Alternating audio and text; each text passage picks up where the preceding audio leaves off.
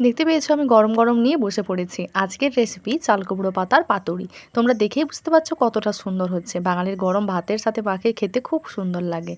অবশ্যই ট্রাই করবে। তো ফ্রেন্ডস, কেমন আছো সবাই? আশা করি সবাই খুব ভালো আছো। তো চলো, আজকের আমাদের রেসিপি হচ্ছে চাল কুমড়ো পাতার পাতুরি। তো তোমরা তো জানো নিশ্চয়ই, কেউ কেউ জানো আবার কেউ কেউ জানো না। দেখতে পাচ্ছ আমি কিন্তু চলে এসেছি চাল কুমড়ো পাতা। দেখতে পাচ্ছ উপরে কদম গাছ আর কদম ফুল হয়েছে, আর সেজন্য এখানে ওই পাতার উপরে কদম ফুলগুলো ঝরে ঝরে পড়ছে। আর একটা চাল কুমড়ো গাছ যেটা কিনা কলকে গাছে উঠে গিয়েছিল, আমি সেখানেই গাছে উঠে কিছু পাতা তুলে নিলাম। তোমরা দেখতেই পাচ্ছ যে পাতাগুলোর গায়ে কিন্তু হালকা হালকা কাঁটা কাঁটার মতো লাগে, তবু আমি ধীরে ধীরে আস্তে আস্তে করে, বেশি নয় 4টে মতো করব, আর সেজন্য আমি 4টে পাতা পরিমাণ মতো তুলে নিচ্ছি। দেখো আমার পাতা তুলো প্রায় কমপ্লিট হয়ে গেছে। এবার আমি ওটাকে ধুয়ে নেব। সেজন্য একটা পাত্রে জল নিয়ে আমি এই পাতাগুলোকে ভালো করে ধুয়ে নেব।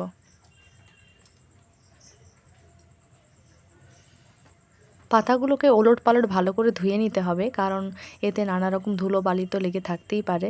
আর কিছুক্ষণের জন্য আমি এটাকে ভিজিয়ে রাখবো, তারপরে আবার পরিষ্কার জল দিয়ে ধুয়ে নেব। মাঝে মাঝে বারবার করে নাড়াচাড়া করব, যাতে ধুলো বালিগুলো ভালো করে পরিষ্কার হয়ে যায়। প্রতিটা পাতা এরকম সুন্দর করে ধুয়ে ধুয়ে আমি ওখানে রেখে দিচ্ছি। আমার এই চ্যানেলে কিন্তু চাল কুমড়ো পাতার পকোড়াও কিন্তু দেখানো আছে, তোমরা যারা দেখোনি তারা অবশ্যই কিন্তু দেখে নিও।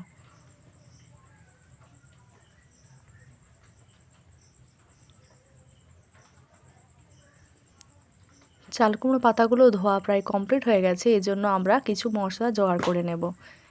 এটা তৈরি করতে খুব বেশি উপকরণ লাগবে না। দেখতে পাচ্ছ একটা পেঁয়াজ নয়, বেশ কিছু পেঁয়াজকে, কিন্তু পেঁয়াজের পরিমাণটা বেশি লাগবে, সেজন্য পেঁয়াজ কেটে নিয়েছি, কাঁচা লঙ্কা কুচি, সর্ষে, জিরে।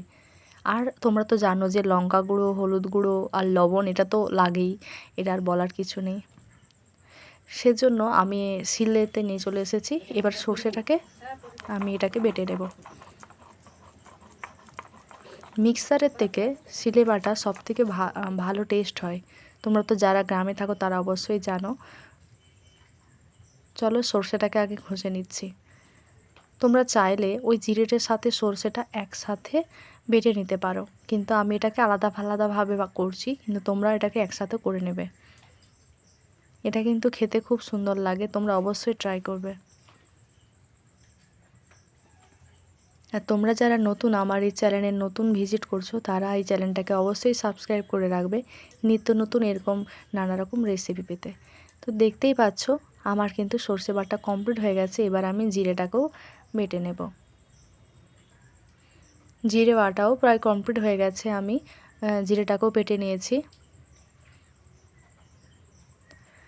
দেখেছো আমার অবস্থা, আমি কিন্তু সমস্ত কিছু বেটে নিয়ে চলে এসেছি। এবার এটাকে মাখিয়ে নেব। সেজন্য একটা জায়গা নিয়েছি, সর্ষেটা নিয়েছি বাটা, জিরে বাটা নিয়েছি, কাঁচা লঙ্কা কুচি অল্প দিলাম, কারণ এতে আমি লঙ্কা গুঁড়ো ব্যবহার করব।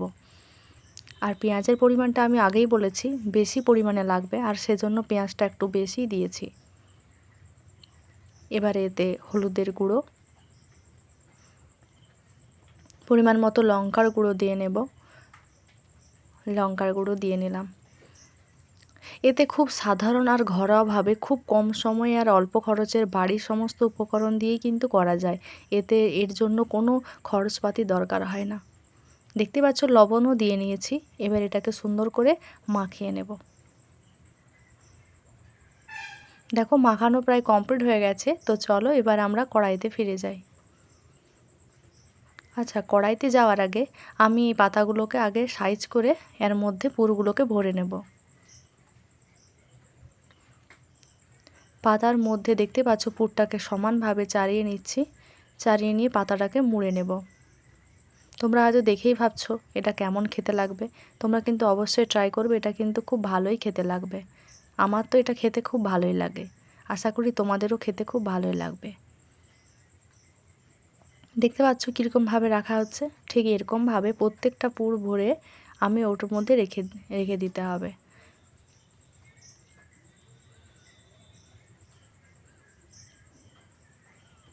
যদি আমি পাতাটাকে না ভাঁজ করতাম তাহলে পাতাটা আরও পাতলা হয়ে যেত, যার ফলে কড়াইতে দিলে সেই পাতাটা ওপরটা পুড়ে যেত। সেজন্য আমি দোভাজ করে দিলাম আর পাতাটাকে হালকা করে মুড়ে দিলাম। তোমরা এখানে কাঠি ব্যবহার করতে পারো যাতে না মোড়ার না খোলা হয়ে যায়, কিন্তু আমি এসব কিছু ব্যবহার করলাম না। দেখতে পাচ্ছ আমি সাজিয়ে নিয়েছি। আমি আগেই বলেছিলাম যে আমি 4টে পরিমাণ করব, সেজন্য আমি 4টে করেছি। আমি এর আগেও ট্রাই করেছিলাম, খুব ভালো লেগেছিলো, আর সেজন্য আমি এবারও আবার করছি। চলো কড়াইতে ফিরে যাই। এবার কড়াইতে আমি সর্ষের তেল একটু বেশি পরিমাণে দিয়েছি। এটা কিন্তু খুব মিডিয়াম আঁচে ভাজতে হবে, আর আমি প্রথমটা কিন্তু খুব একটু বেশি জাল দিয়ে দিয়েছিলাম, তোমরা নিশ্চয়ই দেখেই বুঝতেই পারছো। আর তেলটা কিন্তু একটু বেশি পরিমাণে দেওয়া হয়েছে, তোমরা একটু অল্প তেল দিয়ে ভাজতে পারো বসে বসে অনেকক্ষণ ধরে। এবার পাতাগুলোকে আস্তে আস্তে করে এর মধ্যে বসিয়ে নিচ্ছি। ধীরে ধীরে আস্তে আস্তে করে সমস্ত পাতাগুলোকে ভেজে নিতে হবে।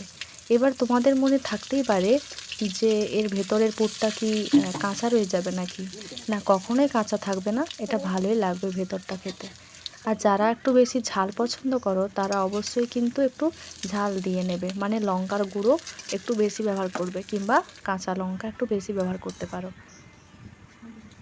দেখতে পাচ্ছ কেমন ওপরটা ভাজা হয়ে গেছে, আর এটা একটু কেমন কালো কালো টাইপের লাগছে, কিন্তু এটা এরকমই হয়, দেখতে খারাপ লাগলেও কিন্তু এটা খেতে খুব সুন্দর লাগে। দেখতেই পাচ্ছ হালকা হালকা পুর দেখা যাচ্ছে না, এটা খেতে খুব ভালোই লাগবে। আমি গ্যাসের ফ্লেমটা অফ করে দিলাম, আবার একটা প্লেটে এটাকে সাজিয়ে নিচ্ছি। এবার তোমাদের মনে হতেই পারে যে এটা দেখতে কেমন লাগছে, কিন্তু এটা খেতে খুব ভালো লাগবে। আমি প্রথমেই বলেছিলাম যে কড়াইয়ের প্রথম ফ্লেমটা এটা কিন্তু হাই হয়ে গিয়েছিল, তোমরা মিডিয়াম ফ্লেমে ভাজবে। দেখতেই পাচ্ছ ভেতরের পুরটা। তো চলো আমি কিন্তু থালা সাজিয়ে নিয়েছি। আজকের আমাদের বাড়িতে খাবার হয়েছে চালটা দিয়ে ডাল হয়েছে, মসুর ডাল গাঢ় গাঢ় করে, দেখতে পাচ্ছ কচি কচি চালটা। আর ঘুনি বসেছিল, গ্রাম বাংলায় তোমরা তো জানো, সেই ঘুনিতে মাছ পড়েছিল, মাছ আর আলু সেদ্ধ মাখা, আর সাথে ওই চাল কুমড়ো পাতার পাতুরি। দেখতেই পাচ্ছ আমি পাতুরিটাকে নিয়ে নিয়েছি আর ভাতের সাথেও মাখিয়ে নিচ্ছি। তোমরা দেখেই বুঝতে পারছো কত সুন্দর হয়েছে। তোমরা মনে ভাবে কাঁচা আছে, না কত